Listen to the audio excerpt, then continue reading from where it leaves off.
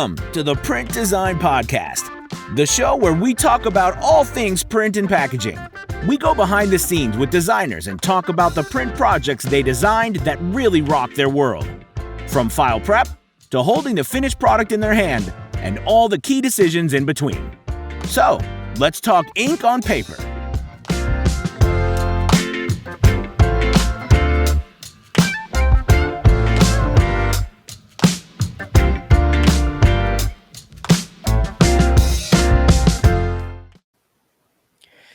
Hey, Mike, welcome to the Print Design Podcast. How are you, sir? Good. Thanks for having me. No, man, I'm excited to get into this. You are the fourth person from Ultra Creative that I have interviewed for either the Quickie or the Print Design Podcast. Like, what a talented team to be a part of.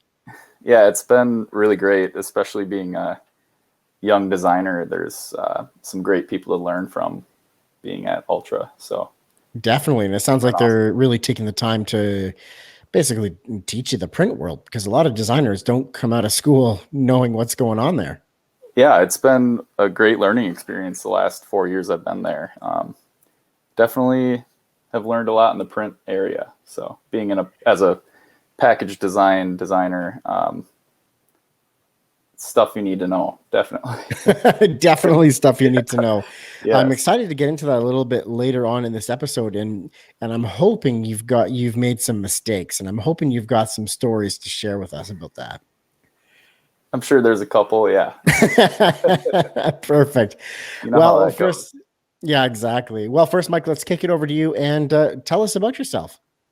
Yeah, so I was born and raised in Wisconsin and went to UW Stout for graphic design, then eventually worked my way over to Minneapolis, and I've been a designer here at Ultra for the last 4 years. I've always loved creating things growing up, like just building stuff and just making random stuff. And I think that's what translated into me being a designer today. I get to do what I love every day and just create cool stuff, work on brands that I grew up eating or using or buying. So that's been pretty cool. Outside of the design world, I love to go camping, backcountry camping,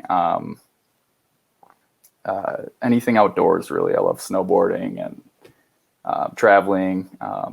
My wife and I just had a little baby in November, so that's been consuming. Thank you. It's been consuming much of my world as of late, but yeah. Yeah, baby will do that. Yeah, definitely baby will do that. Yeah, I got 3 kids myself, 12, 10, and 9. Oh, nice. Yeah, so I've been there a few times. It definitely occupies some time. It shakes things up a little bit. Yeah, absolutely. Perfect. So during a pandemic, it's oh my gosh, I couldn't even imagine. Yeah.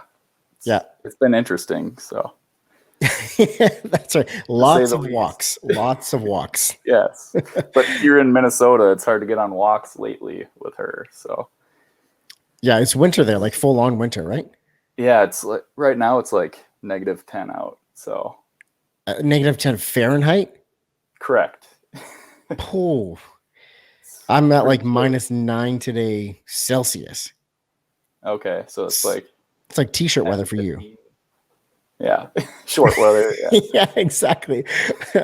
Awesome. It's funny in Minnesota, like it hits 30 degrees in the spring and people are outside in shorts and a t-shirt. And it's like, I don't know. It's a little early for that, but a little early for that. Nice.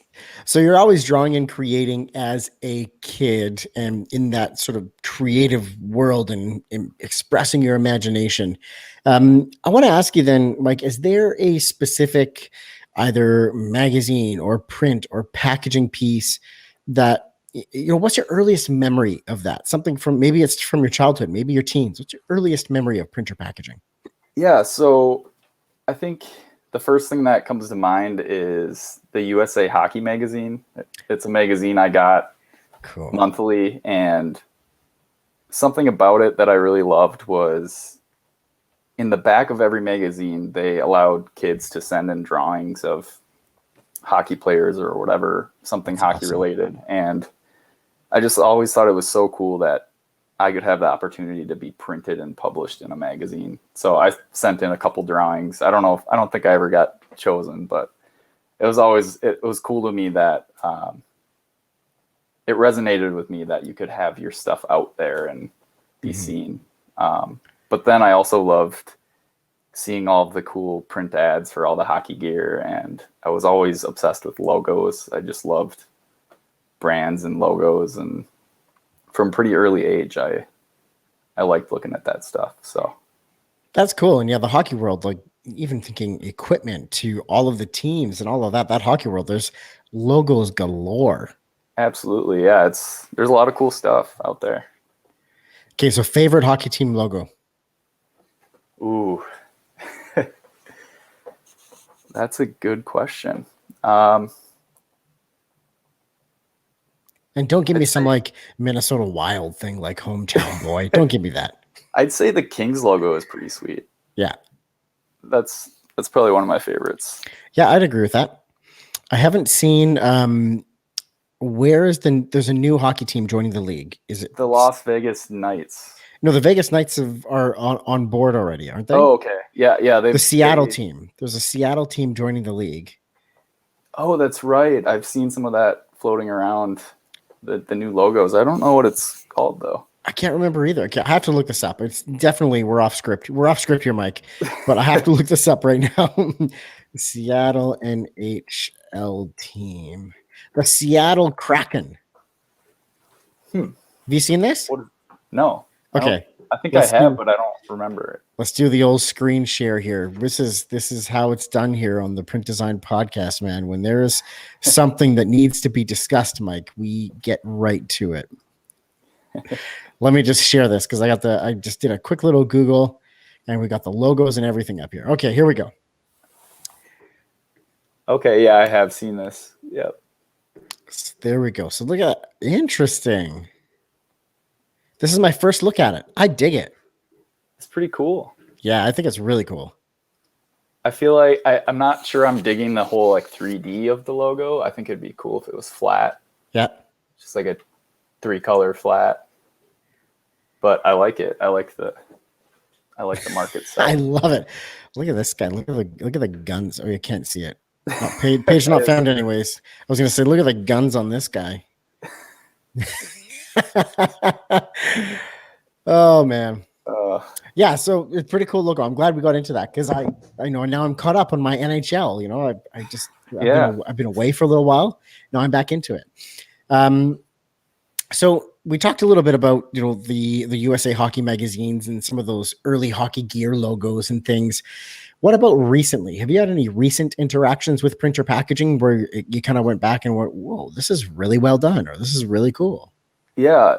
So back to the fact that I just had a baby, my world has been consumed with baby toys and baby packaging. So I've got to see a lot of new stuff that I've never seen before, you know, had the opportunity to. So one that really stood out to me was my wife orders clothes from this site called Lulu & Company. Okay.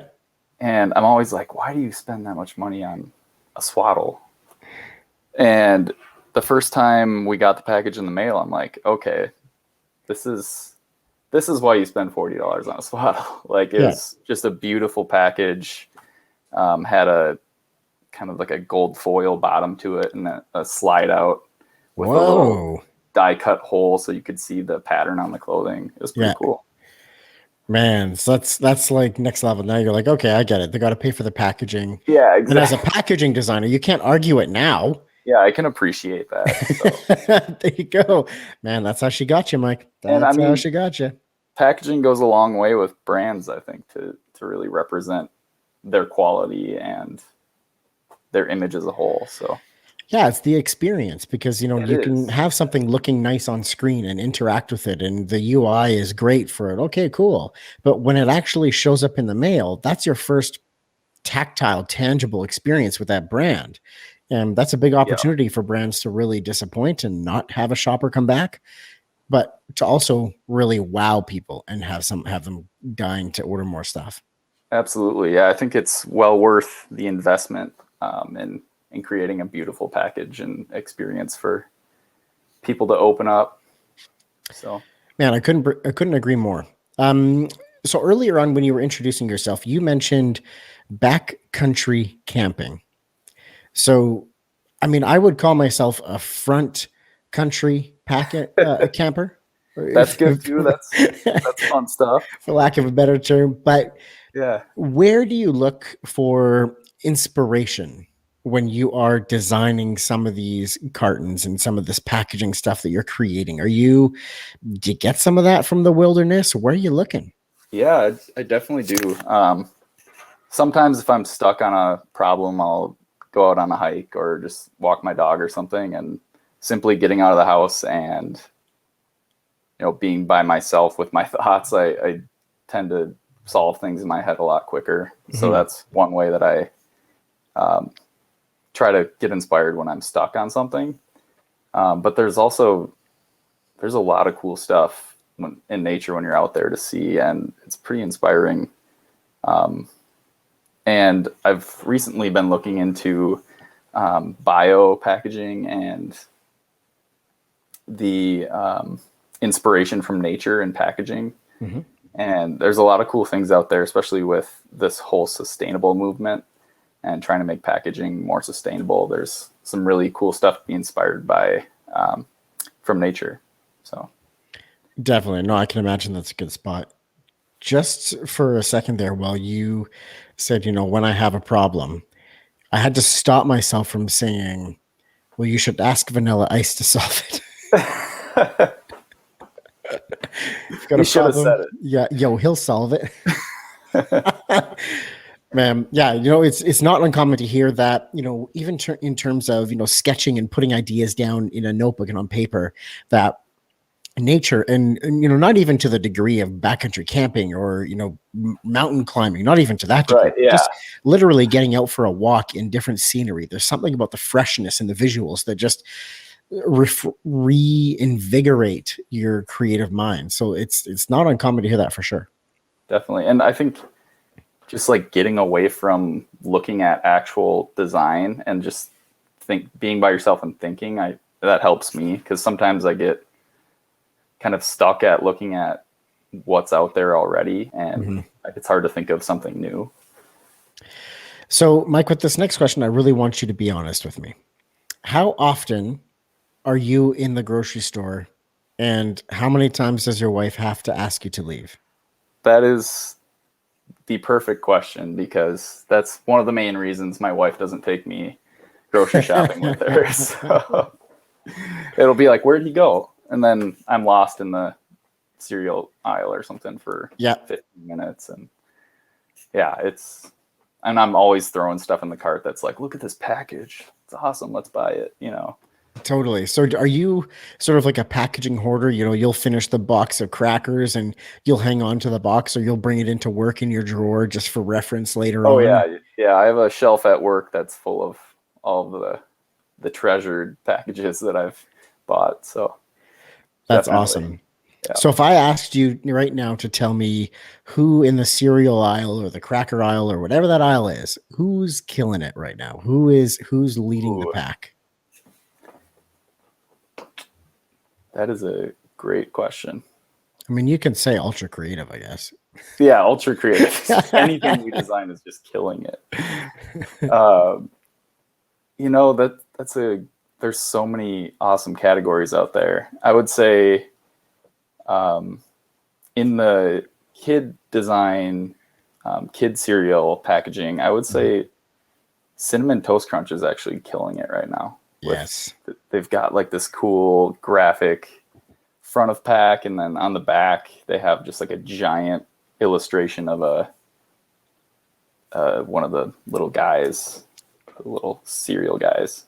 So Cinnamon Toast Crunch. Yeah, they're killing it. They're killing it with the flavor. It's really good. I'm guilty of eating a bowl of that like every day. Cinnamon Toast Crunch, knocking it out of the park right now. That's just the first thing that comes to mind. I'm sure there's many others, but no, I love it, because as soon as you say that, I envision, and I think if I remember right, it is like a giant close-up image of a toast crunch, piece and there's like this dusting cloud of like cinnamon or something on it. There's like a newer version where it's like red, blue, and green, like waves going through the package that are just like bold colors, and it's pretty cool. That's cool. Okay. Well, obviously I'm going to be paying attention to that in the cereal aisle next time.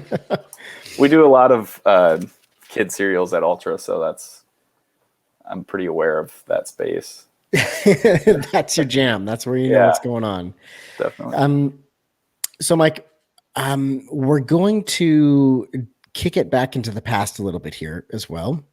And I want to hear about the very first print project you were ever a part of, the first one that you were a part of producing.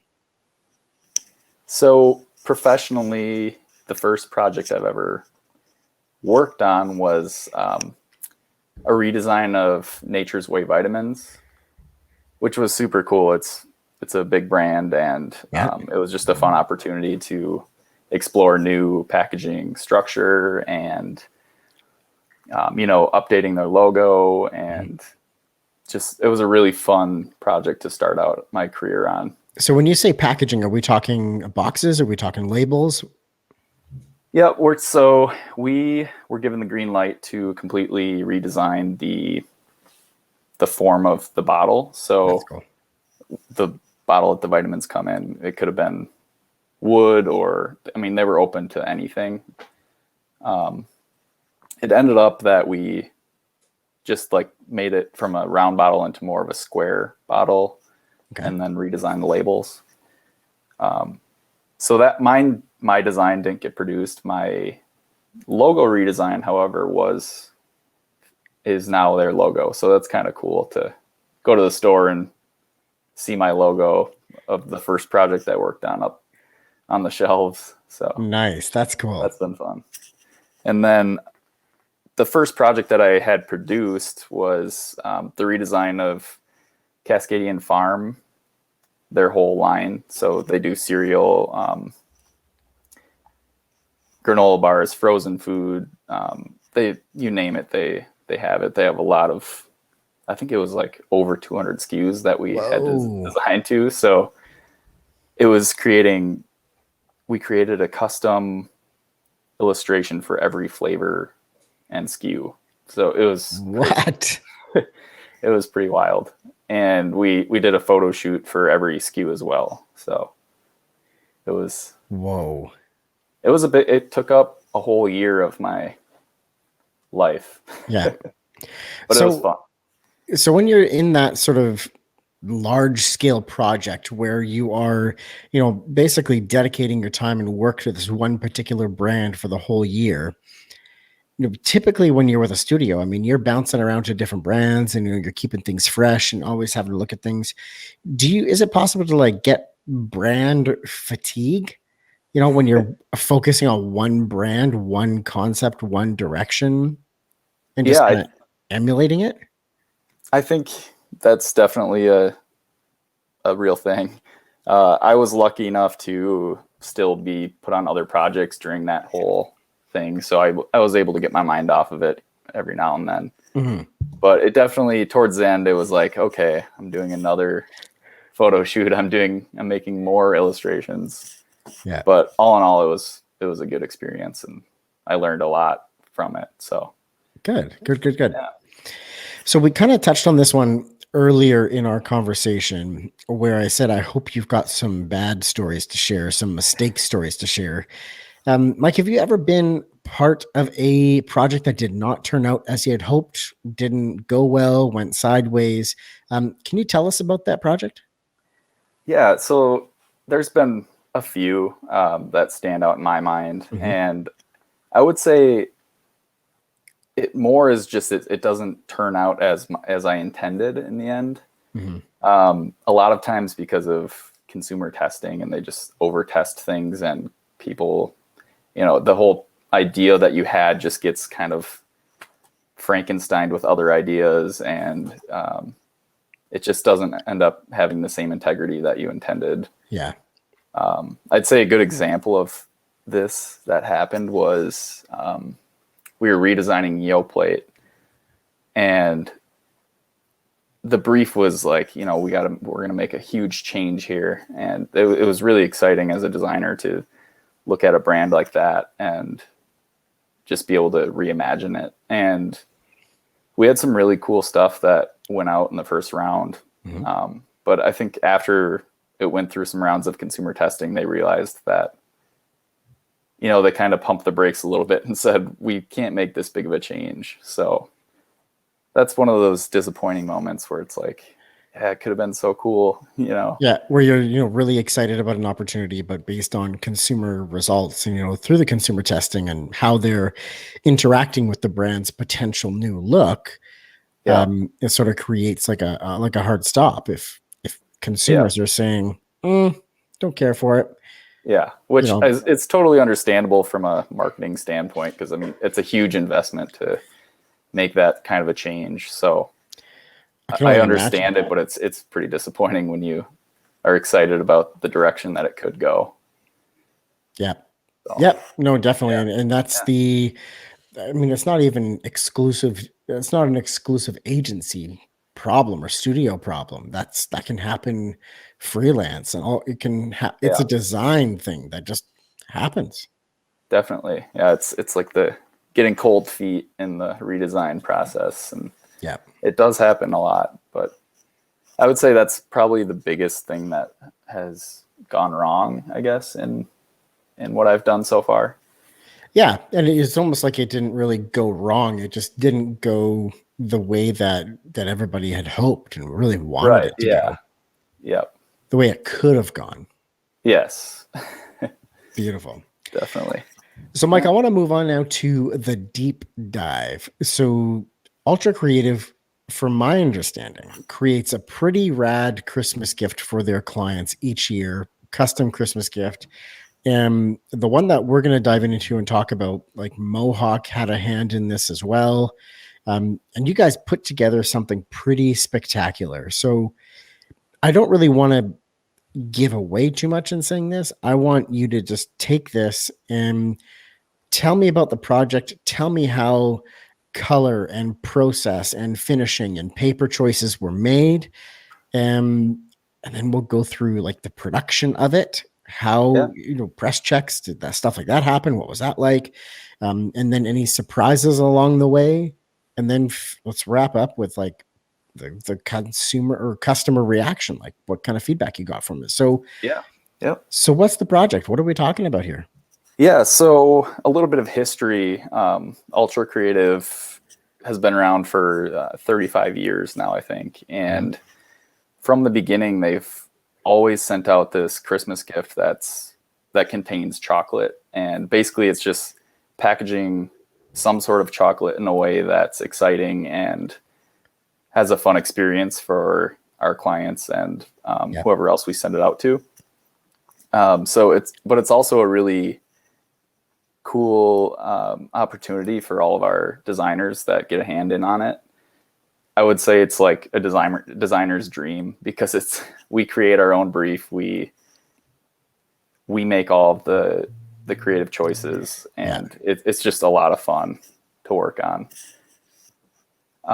So for this specific project, we were really wanting to lean into a more sustainable package. And I think the problem was like, how can we create a premium experience, a premium package, but still you make sustainable choices? Which was it was a fun learning experience. And I think one that we need to continue to learn in the sustainability area, because I think that's really a huge part of the future of packaging and our responsibility as designers to start to make more sustainable choices in our designs. Yeah, and it's interesting you say that. I recently interviewed Emma from Little Fox Design out of Victoria, British Columbia here, and she has a course about sustainable graphic design.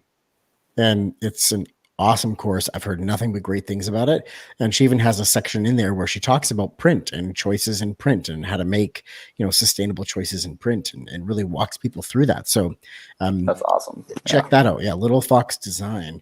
because sustainability, like you just said, is becoming increasingly more important and also desired and valued. Yep. And so with this project, from the beginning, I'll go through the process here. We just we get a group of designers together and we just start throwing out all of the trends that are happening in this year and trying to what is everything current that's happening right now? And we just make a huge list of all these trends. And then we kind of narrow it down to which ones would make a great concept for a package and chocolate package design. Mm-hmm. So we whittled it down to, for this one, we whittled it down to space was kind of a big thing during this year. It was NASA's, I think, 50th anniversary. So we just kind of wanted to dive into the space world a little bit for this one. Was that also the year of Space Force? It may have been. Yes. Yeah, so this was our chocolate gift last year. It went out around Christmas time. So let's see, where was I? So it's called Blank Space. Is that sort of the theme that you guys went with that? So what is you said you wanted to dive into the space and incorporate some of that space theme. Blank Space. What does that mean? What's the meaning behind that? So the whole concept of this package is there's a team of future scientists that this takes place in the future, and they're tasked with the mission to go out and find a new habitable planet. Okay.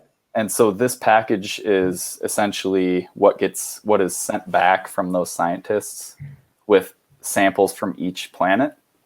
And the samples are the chocolate bars. That is fun.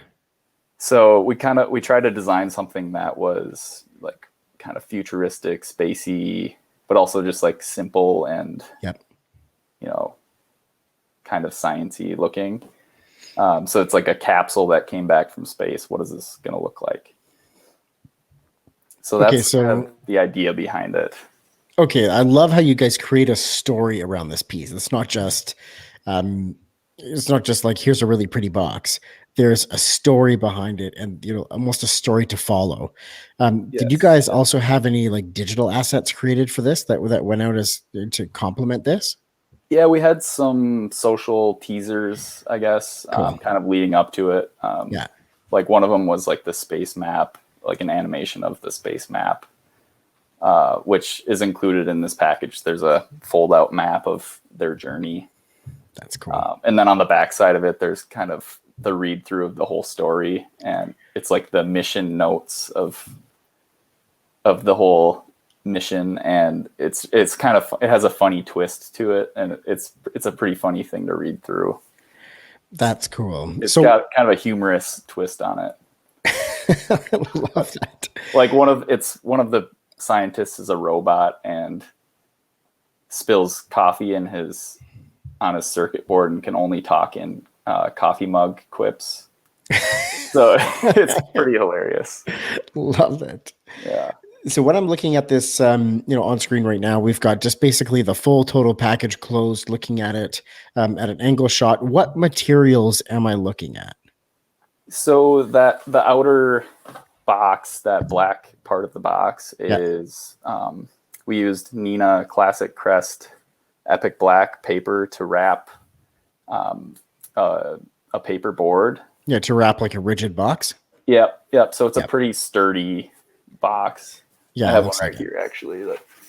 It's like, it's pretty sturdy. Oh man! So can you hold that up on camera here? I want to see that for scale.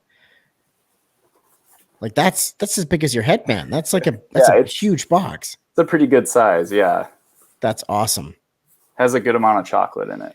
And how can as a customer receiving that, how do you ignore that? Right. Yeah. And it comes in this. This was the shipper. So it came inside that, has a custom label with your name. And then this kind of opened up like a spaceship would. Oh, that's fun. And then the package is sitting in there staring at you. So it's kind of a fun experience. Yes, experience. I'm glad you said that. That's really what this whole project is about too. It's Yeah. just like creating a fun experience for our clients and whoever receives this. Okay, so the outer, we've got the Nina Classic Crest Epic Black. Now, what about this inside material? Am I looking at ink there on black stock? What am I looking at? Yeah, so that gray paper is Mohawk Key Color Gray Fog. Mm-hmm.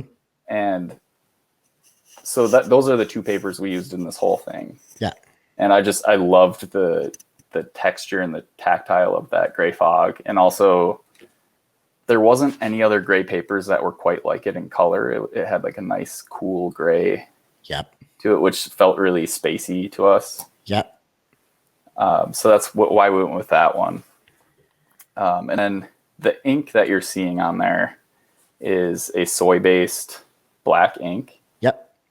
And as part of our sustainable, mindset around this design, we tasked ourselves with trying to design this whole box using one ink color and one ink. So this is all done in one ink and then a couple foils. So wow, that's it was so cool. Fun project or a fun way to design just using one color. Yeah. So up on the screen here I have now, and what I didn't realize about the construction of this box when I'm looking at the full package, like that top solid part, that top rigid box really is what holds it together. So when that comes off, bloop, it kind of flops open. Yeah. It falls open like a spaceship landing on the moon or something. Oh, I love that tie-in. Yeah. So it's like, it lands and it's like opens up, kind of like there's a GIF on this page too that shows it opening. You had the sound effect, right? Yeah. We talked about putting in a speaker, but it wasn't sustainable, That's true. Okay, so we've got the ink in there. Now when it flops open, I'm going to safely assume that in the walls of that inner box is where the chocolates are hiding. Yep. And in each individual panel, you're sort of identifying a different planet and what you've discovered from that planet. Resting in the center is the brochure, the map that gives a little bit more detail about this piece. And it all has this very like space equipment vibe to the whole thing. Yeah. So fun fact about each one of these planets has as you can see here, it has a kind of an aerial photo of what the planet looks like from the spaceship. And we created these through just photography. The one that you're looking at now is a pancake. I made probably 100 pancakes using I put some oil in there and just trying to make weird textures. And this one really looked like a planet to me when I was like, yes, this is perfect. It's got craters and it was cool. That's so cool. So you took the photo of it, literally took the photo of the pancake, brought it into Photoshop, and converted it to the way you needed it. Halftone, yep. So, and that's then so cool. The other ones are I think we did a rock, a marbled sheet of paper, and a textured brick wall or something. Yeah. And it all just feels really spacey when it's in black and white. Man, that's so cool. So then this, so now what I'm looking at on the screen, this inner piece, this is sort of your space map of the actual journey that the story took place on. You've got some chocolates around each one. Yeah, so that space map, I'll dive into the printing on that a little bit. Yeah, that was my next question. It was that's one of my favorite pieces of this whole thing.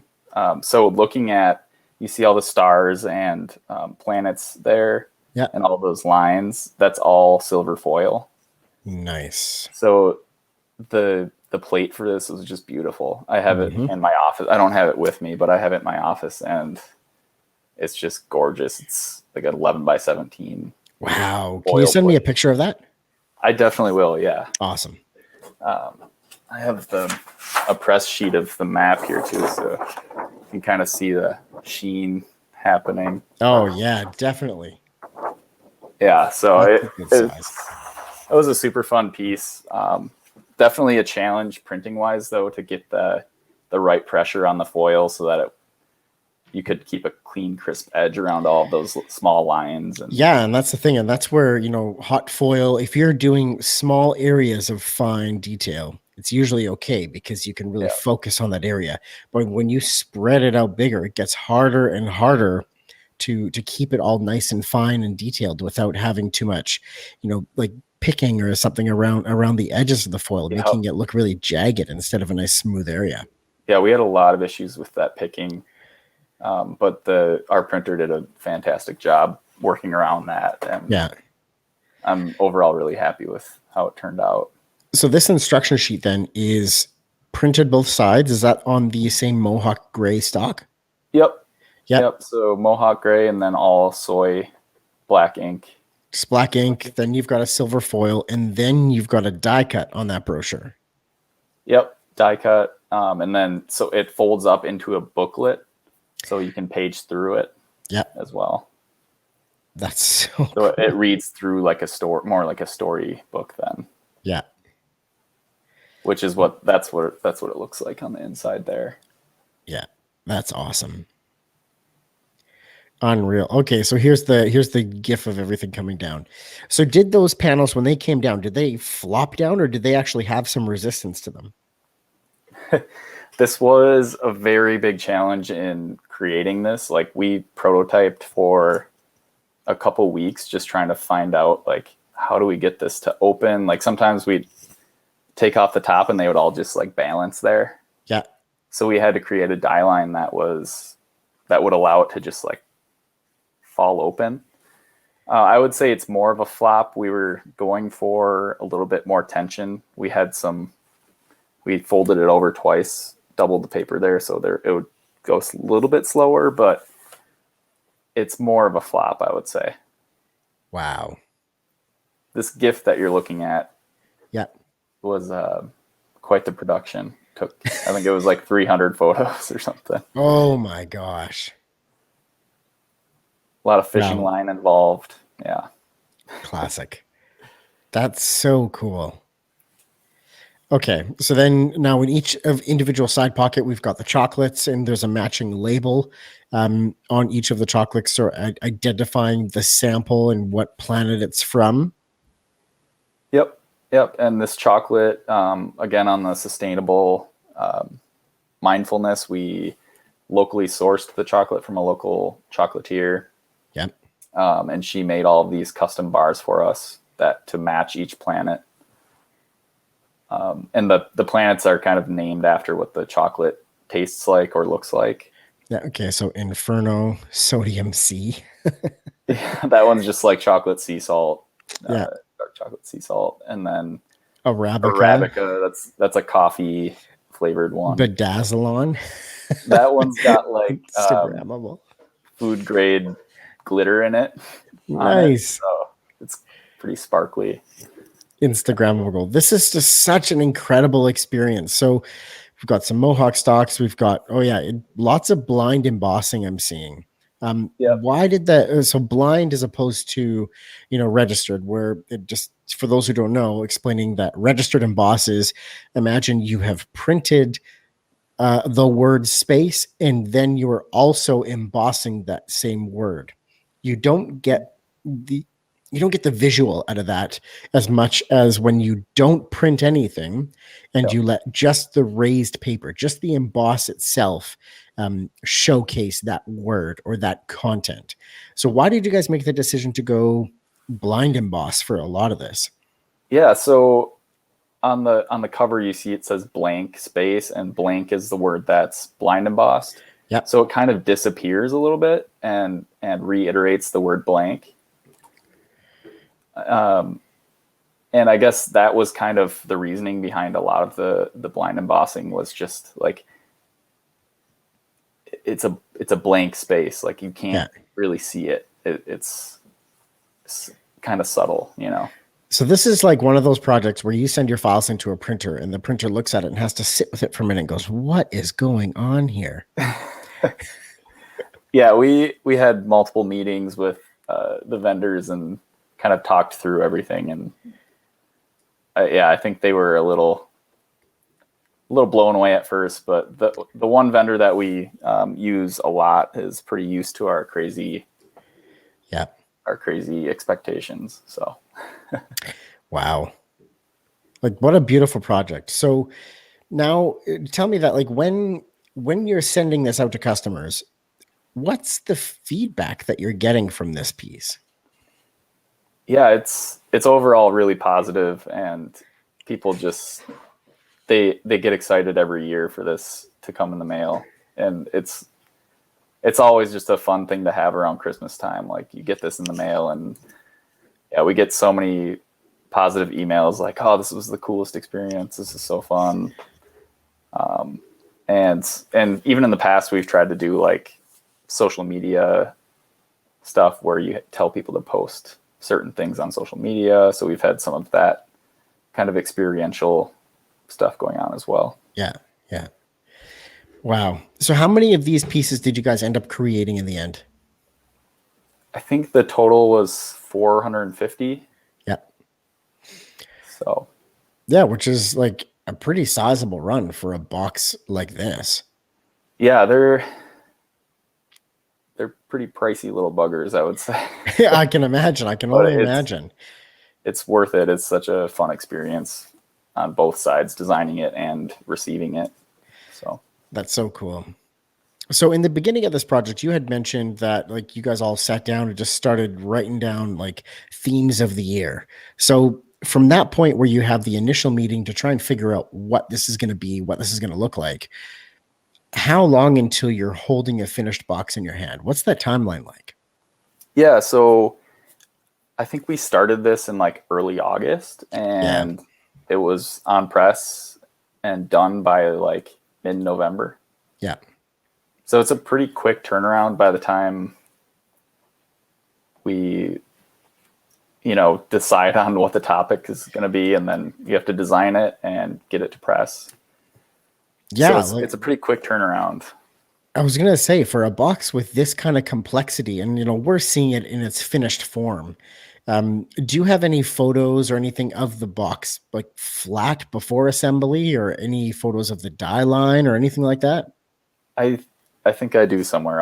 I can dig through my stuff here. And yeah, because what I would love for people to understand is, to get this finished piece, this finished concept, how does that translate to flat? What does that look like flat to in the terms of also what your files looked like and the different angles and ways that you have to lay things out in your flat file so that when it all comes together, it's all orientated correctly? Yeah, that was a big challenge, and one reason why we do a lot of prototyping.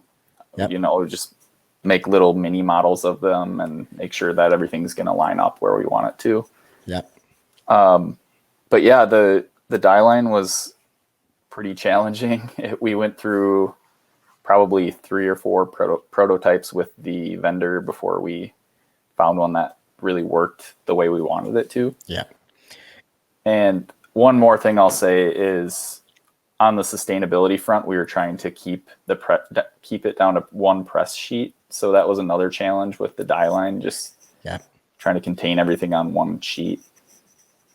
Yeah, definitely. Now, when you say prototyping with the vendor, are you talking like, let's make a die line and cut it out on a plotting table, or are you ordering a die each time to make sure that it's working the way you want?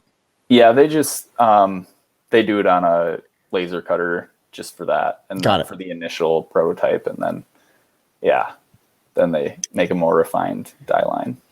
So, I mean, even when you're creating something, as simple as a 4-sided cereal box or a cracker box of some kind, prototyping is very important with that.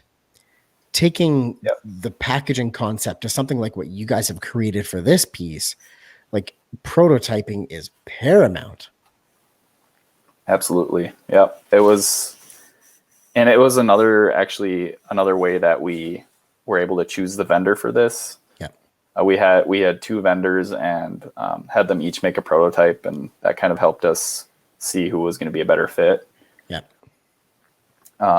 And while we're on the topic of vendors, another thing on the sustainability front is we chose a vendor that would be able to print using wind power. So Very that was cool. just another cool way to incorporate a sustainable choice. So when you're creating the content for going on this piece, are you calling out things like that? Is that something that you're making the consumer or your customer aware of? Or is that Yeah. just something that's with you? Yeah, so I'll show you here. On the back of the booklet, we have these listed out with icons. Like it says printed with soy ink, printed using wind power, chocolate made locally, and printed on FSC certified paper. Yeah, FSC certified. Yep.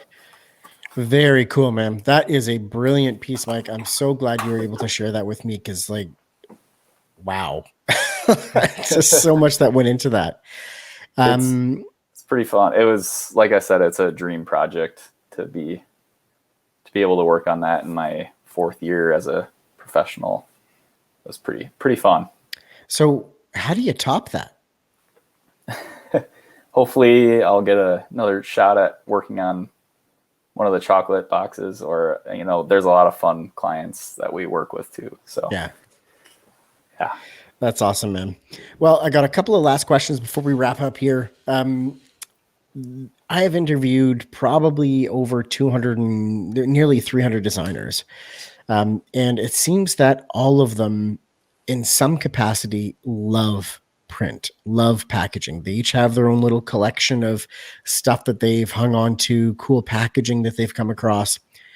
Why do you think that is? Like, why would designers like print like that?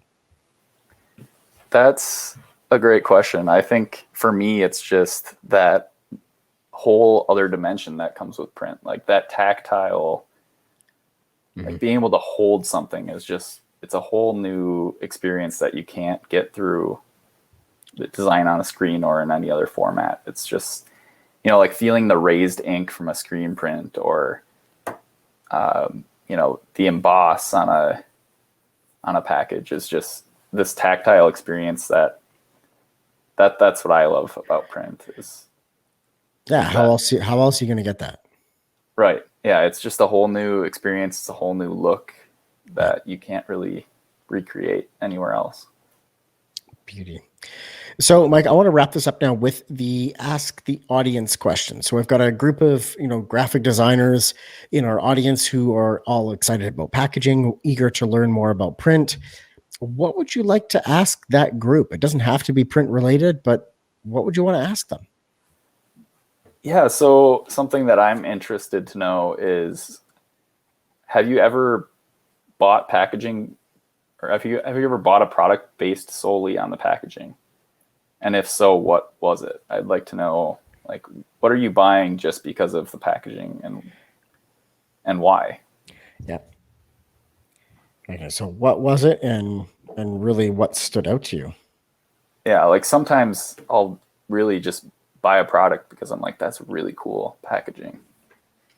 Not even that I think the product looks like it would be good. I just want the packaging, So give me that box. Yeah, exactly. I'd like to know what other people come up with.